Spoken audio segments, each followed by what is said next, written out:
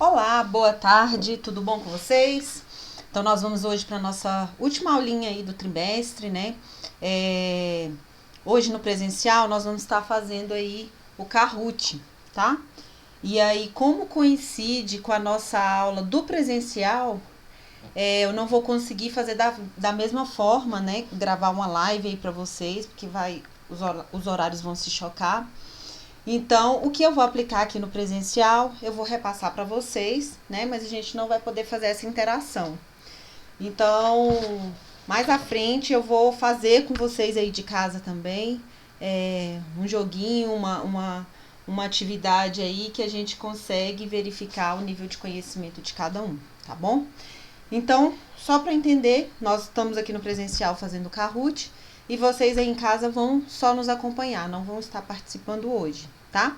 Então, eu espero que vocês tenham acompanhado a nossa revisão aí do estudo dirigido. Eu deixei para vocês na aula 23, parte 1, né? Foi a aula gravada de segunda-feira. Então, é só acompanhar a correção desse exercício, já que na segunda-feira começam as nossas avaliações, tá? A provinha de geografia na quarta-feira, dia 18.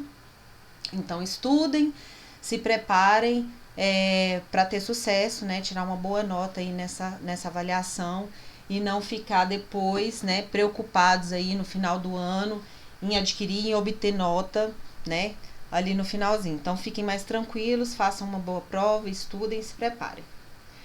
Então, vamos lá. Aqui na aula presencial, a gente colocou aí algumas perguntas, né? Para quem fez o estudo dirigido, vai ficar bem fácil as respostas.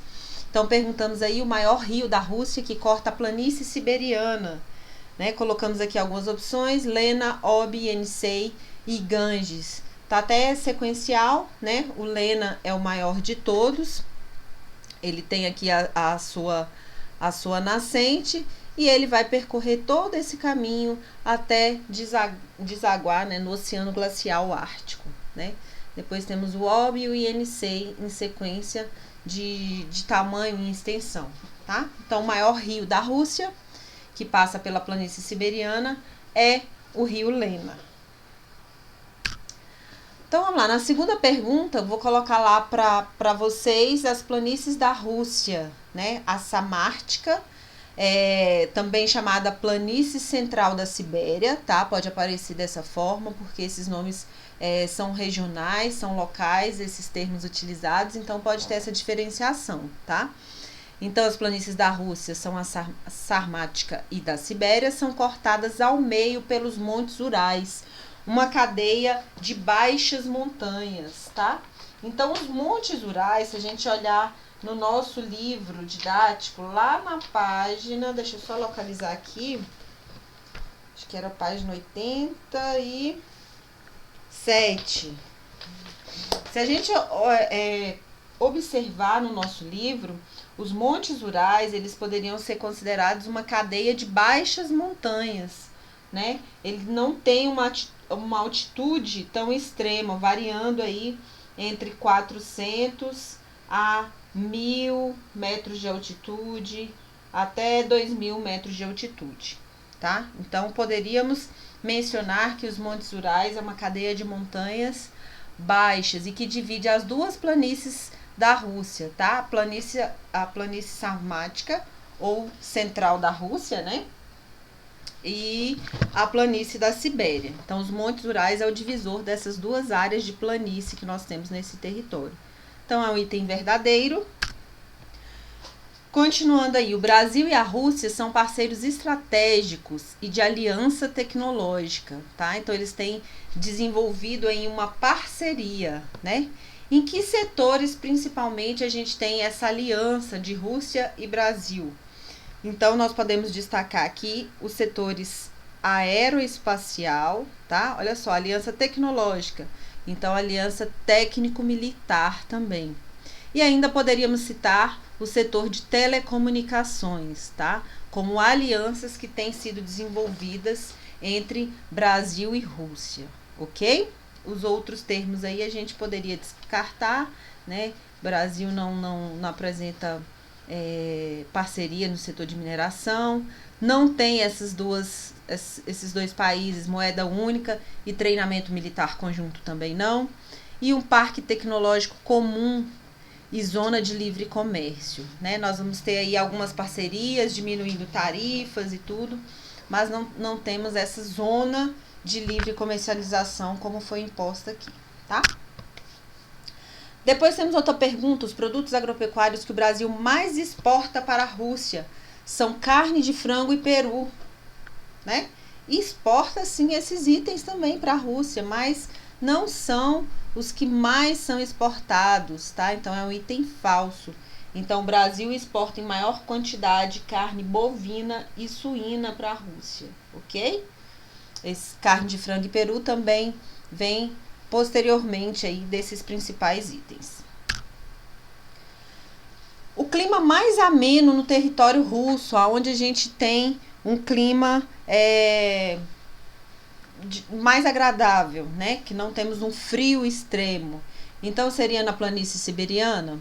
Não, né? Porque a gente vai ter ali uma região mais fria, né? No extremo norte também, que é clima polar, também não. Próxima à Estrada dos Ossos, lá no Monte Colima. Lembra que a gente falou disso em uma aula nossa aí? Que prisioneiros de guerra, né, foram colocados nessa região e muitos morreram ali naquele local, na construção dessa estrada que ligava esse território aí. E essas pessoas foram jogadas ali próximo à estrada mesmo, né? Então, por isso fala essa questão da estrada de ossos. Então, também é uma região muito fria, com condições climáticas muito severas, né? É uma região de monte, uma região de grande altitude aí que a gente vai ter a leste do território. Então, todos eles descartados. Então, a região com clima mais ameno vai ser próxima ao Mar Negro, tá? A oeste e próxima à região do Cáucaso. Então, nessa localidade ali, da latitude mais ou menos, é menor que 50 graus nessas proximidades. Então, a gente tem uma região mais amena, tá? O clima não é tão severo nesse local. Áreas anecúmenas são locais de grande ocupação humana e desenvolvimento de atividades econômicas. Isso é verdade?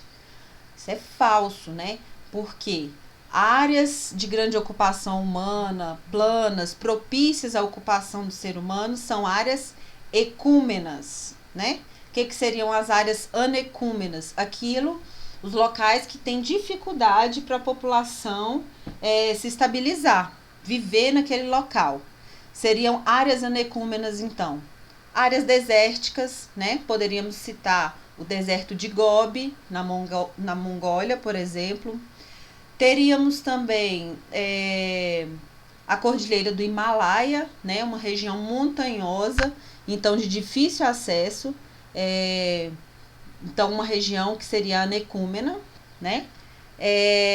Regiões, a gente falou deserto, região montanhosa, região muito fria, regiões polares, né? Então, o extremo norte ali da Rússia, da Ásia, então não seria possível a ocupação humana, fixar a moradia nesses locais pela dificuldade climática desse local. E também poderíamos até citar florestas muito densas, né? Regiões que seriam também de difícil acesso à ocupação humana, tá? Então, áreas anecúmenas são áreas de difícil ocupação pelo ser humano. Continuando, tipos de vegetação predominantes nas regiões de climas polar e frio no continente asiático. Então, dois tipos de vegetação nos climas polar e frio, lá no extremo norte, né? Então, o que nós vamos ter? Floresta de coníferas e floresta temperada. Não. Mediterrâneo e pradarias também não seria. Vegetação de altitude e floresta de coníferas, né? Mas o que seria predominante nos climas polar seria a tundra, né? E no clima frio, a taiga ou floresta de coníferas, ok? Continuando, próximo aos montes Urais, encontra-se grandes reservas de minério de ferro, ouro, diamantes, entre outros minerais. Isso é verdade, né? Então, é verdadeiro. Próximo ali aos Montes Urais, nós vamos ter grandes reservas de minério de ferro, ouro e diamantes. Então, aqui no Planalto da Sibéria, tá? Um dos buracos mais ricos, né, do mundo aqui, onde a gente tem extração de diamante, tá? Então, tem uma profundidade extrema aqui nessa localização para a extração dos diamantes, tá? Então, isso é verdadeiro. E lembrando também que na Rússia nós vamos ter a exploração, né, do petróleo e do gás, né? Então, são um dos principais produtos aí explorados nesse território, tá bom? Vamos lá, uma perguntinha aí. Se a gente percorrer a ferrovia Transiberiana, né, saindo de Moscou, percorrendo todo o território de oeste para leste até Vladivostok, tá? Atravessamos diferentes unidades de relevo russo. Que diferentes unidades nós vamos atravessar saindo de oeste até o leste, tá? Então, primeiro nós vamos passar pela planície sarmática, tá? Ou a planície central russa. Nós vamos atravessar os Montes Urais, né, que é uma cadeia montanhosa baixa. Depois passamos pela planície da Sibéria, ok? E, posteriormente, o Planalto Central Siberiano, tá? Então, é esse o caminho atravessando de oeste até o leste. Próxima perguntinha. Região na Ásia de elevada altitude, responsável pela manifestação de áreas desérticas e pelo clima de monções. Que região é essa que a gente está falando, né? A região montanhosa, a cordilheira do Himalaia. Então, essa cordilheira, ela é responsável tanto pela condição de áreas desérticas, né? Então, ela vai criar uma barreira impedindo que a umidade ultrapasse essa cadeia montanhosa. E, posteriormente, né, mais ao norte, nós vamos ter ali, na Mongólia, o deserto de Gobi. Porque toda a umidade que vem ali do Oceano Índico, ela vai ser barrada por essa cadeia montanhosa, né? E a outra condição também é o clima de monções, que acontece no sul e sudeste da Ásia. E também, novamente, a cordilheira do Himalaia vai ser, né, uma das responsáveis por essa condição, porque ela vai reter a umidade na parte mais ao sul, e isso vai causar o quê? Chuvas torrenciais, né? Um grande volume de chuva devido a essa cadeia montanhosa.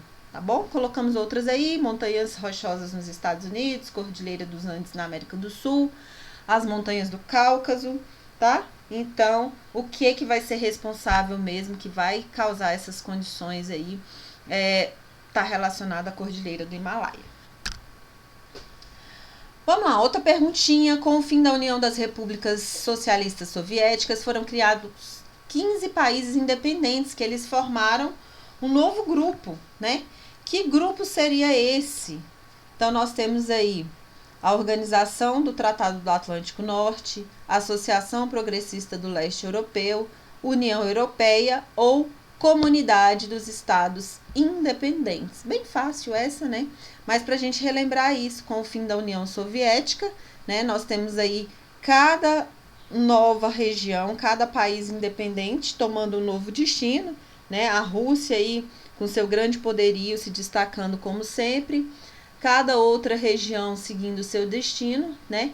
E as regiões que não quiseram se integrar, não entraram na comunidade dos estados independentes, então Letônia, Estônia e Lituânia, tá? Lembrando isso aí. O Japão, localizado no Extremo Oriente, está situado na área de encontro de placas tectônicas. Então, o Japão aqui, nós vamos ter o encontro de 4 placas tectônicas, tá? Então, é uma localização aí de extrema importância. O que vai causar esse encontro de placas tectônicas? Presença da Cordilheira do Himalaia? Lá no Japão? Claro que não, né? Existência de extensas planícies? Área de encontro de placas tectônicas, a gente vai ter formação, elevação do relevo. Então, não vamos ter área de planície, né? Áreas expressivas. Vamos ter ocorrência do regime de monções lá no Japão? Não vai ser tão influenciado, né, como nas regiões ali sul e sudeste, não vai ter essa característica. Então, o Japão vai ser abalado aí por causa dessas placas tectônicas com frequentes abalos sísmicos, tá? Ocorrência de tremores, de terremotos aí constantemente nessa região, ok? Tipo de clima asiático considerado mais úmido do globo, com chuvas abundantes no verão e forte calor tropical, né? Então, falamos aí agora há pouco o tipo climático que vai ser de maior quantidade de chuva, vai ser o clima tropical monsônico, tá? O tropical de monções. Então, a gente colocou outros aqui, altitude, tropical úmido e tropical atlântico, mas a característica na Ásia é o tropical monsônico. Última perguntinha aí do dia, então, para a gente finalizar. Perguntamos sobre o sistema de castas. Lembra que a gente estudou lá sobre a Índia? O sistema de castas tem como base a endogamia, isto é, casamento entre pessoas da mesma casta. E aí, se é verdadeiro ou falso, né? Verdadeiro. Lembra que a gente falou para vocês que na Índia tem esse sistema que já foi abolido, né, da Constituição da Índia, que ele praticamente não deveria mais existir, mas ele ainda vigora, tá? Em algumas cidades pequenas e também no meio rural. Então, se a pessoa, que é o deus Brahma, né? E aí tem as subdivisões. Se a pessoa nasce numa casta correspondente a uma hierarquia dessa, em situação nenhuma ela poderá mudar, tá? Então, por exemplo, nem através do casamento você poderia mudar a sua casta, né? Então, da parte da cabeça do deus Brahma, nós temos os Brahmanes, né? Que são os sacerdotes, os intelectuais. Da parte dos braços, né, nós vamos ter os guerreiros, os burocratas, né, os que estão envolvidos aí na parte do governo. Da parte das pernas do deus Brahma, então seria aí os agricultores, os comerciantes, tá? Da parte dos pés seriam os Sudras, que seriam os operários, os trabalhadores manuais. E aí a gente ainda teria uma subcasta aí, que seria da poeira dos pés do deus Brahma, que seriam os Dalits, né? Ou sem castas. Então, esses seriam os varredores de rua, os limpadores de banheiro, né? Então, tem toda essa subdivisão e através desse regime de castas que já foi abolido pela Constituição da Índia, mas que ainda vigora nessas condições. Então, a endogamia, o casamento entre pessoas da mesma casta, tá? Isso é verdadeiro. Então é isso, nossa aulinha de hoje. Espero que vocês estudem, se preparem. Tem o fórum aberto, tá? Caso surja alguma dúvida aí antes da nossa avaliação, podem mandar uma mensagem lá que eu vou estar mais atenta aí, se caso surgir alguma necessidade, tá bom? Então tenham todos um ótimo final de semana e até o retorno das nossas aulas. Eu acredito que a gente deve ter aí ainda uma aulinha de revisão antes da prova, tá? Se tivermos, então, a gente repassa aí as últimas informações necessárias. Então, ótimo final de semana e até a próxima.